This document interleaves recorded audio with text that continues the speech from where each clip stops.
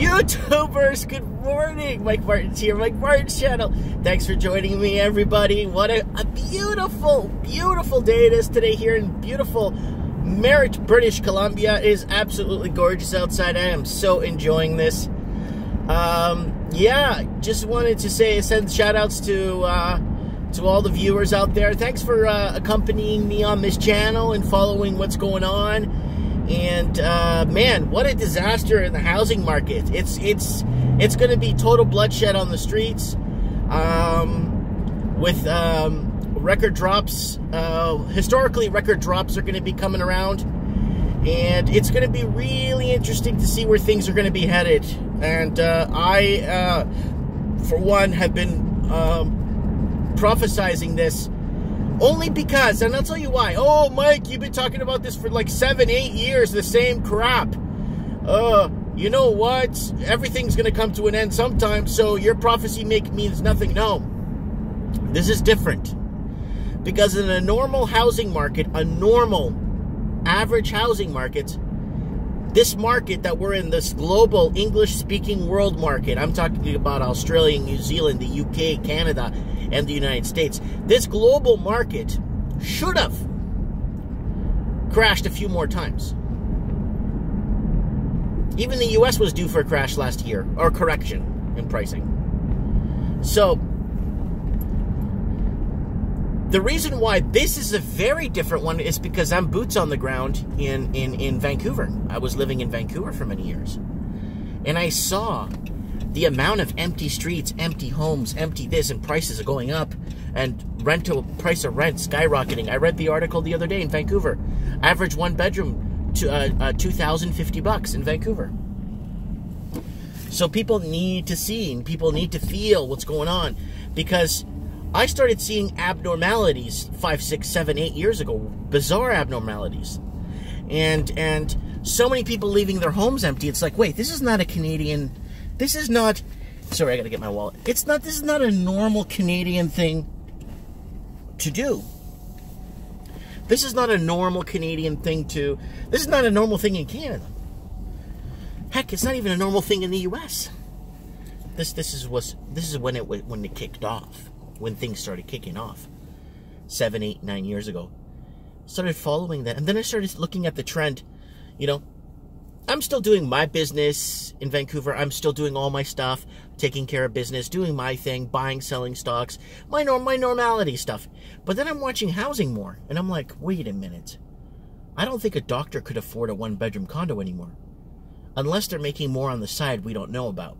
And then I started looking into it, and I started saying, okay, I'm going to start making some housing videos, because this is not normal, and there's going to be a correction, and when this correction comes, this correction is going to put a lot of people underwater. A lot of people are forgetting what happened in 2007 and 2008 in the United States.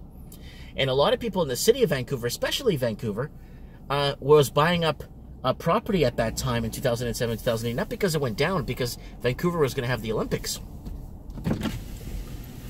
Right up here? Hi, can I get 2 large coffees, one milk in each? Sure, anything else? That's it. Okay, good job. Yep. So what happened was, thanks for joining me for coffee this morning. So what happened was,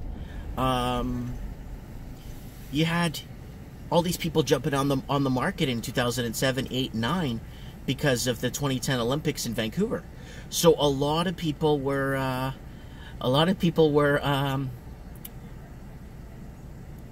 you know, wanting to cash out after the Olympics.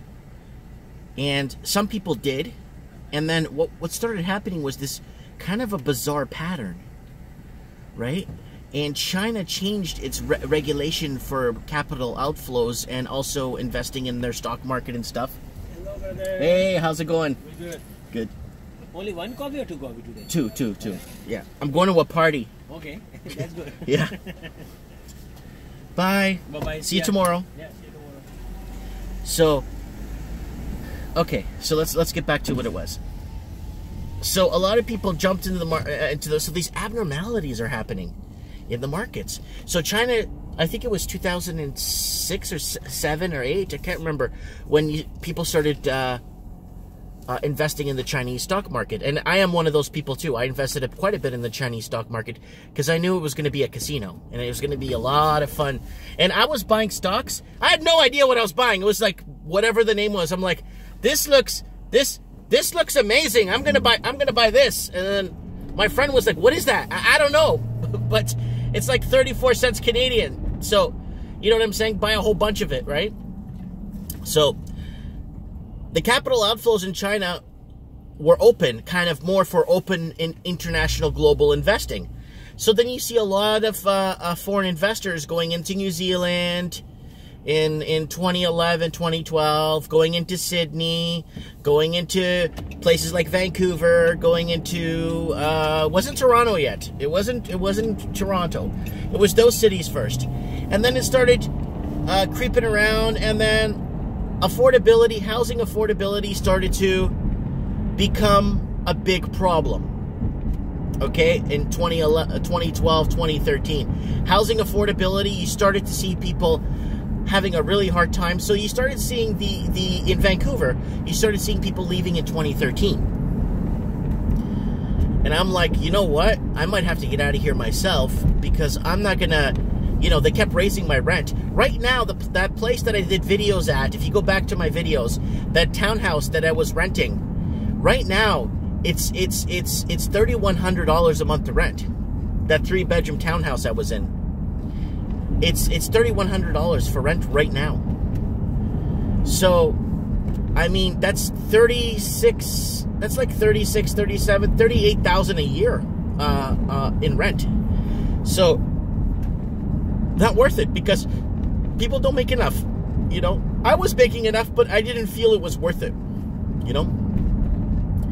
I didn't feel it was worth it. I didn't feel that it was an investment I wanted to put myself into. And so that's that. I wanted to throw that out there for you guys, and I wanted to give you guys a little bit of an insight. Oh, okay. I'm wondering why this car in front of me is going like 20 kilometers below the speed limit. There's a cop in front of him. So he's just, this guy, I don't know if this guy in front of me has his license. Okay, he's going even 30 below the speed limit, so we're coming to a stop here. The cop slows down, he comes to a stop. There he goes. The cop made a turn. Now he's hitting the gas. There he goes. Yeah, people usually drive like that when they're when they don't have a license. They kind of like drive scared, and they go 20, 30 below the speed limits. So yeah, I just wanted to throw that out there, the patterns, and then all 2-3 generations ahead are completely bought out of the markets right now. Markets are going to see a massive correction because they need to see a massive correction because there's no way around it. Because either it's because the middle class isn't buying anymore, and record low interest rates, historically record low interest rates for the longest time, guys. Come on, you guys know this. And I don't have to get into specifics. People in the comment section that are just joining the channel are going to go, hey, Mike, what about this? Hey, Mike, what? I've covered it all. I've covered everything. I've covered rent to own. I've covered shadow lending, shadow banking. I've covered everything, guys, in this channel when it comes to housing in the English-speaking countries. But one country that I have to flip my hat to and actually congratulate and actually say good for you is Ireland. The Irish are really standing up to this.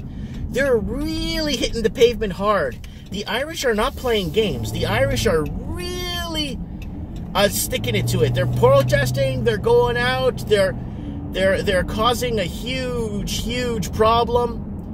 And they're being heard. You know what I'm saying? They're being heard. They're being listened to. The Irish community makes a lot of sense. And the Irish community is where it's at. I think the Irish community is the community that's gonna put a damper on all of this and actually maybe cause a ripple effect, Instead of people out there protesting stupid stuff and actually not protesting what really matters, it's really sickening to see what's happening out there. It's really sickening to see how people are not standing up for the right things anymore. It's disgusting. It's disgusting. was a video on YouTube that got a couple of million hits. Buddy, this guy and this girl breaks up. Oh, what a heartbreak. Oh my God, everybody's feeling the pinch, blah, blah, blah. It's like, are you effing serious? I don't even know who these people are. I don't know who they are. I've never heard of these people. Oh, world dynamic duo. And when they declared their love to each other, everybody in the world fell in love with them. It's, who are you, these people? Anyways, comment below. I gotta go see Rose. See you soon.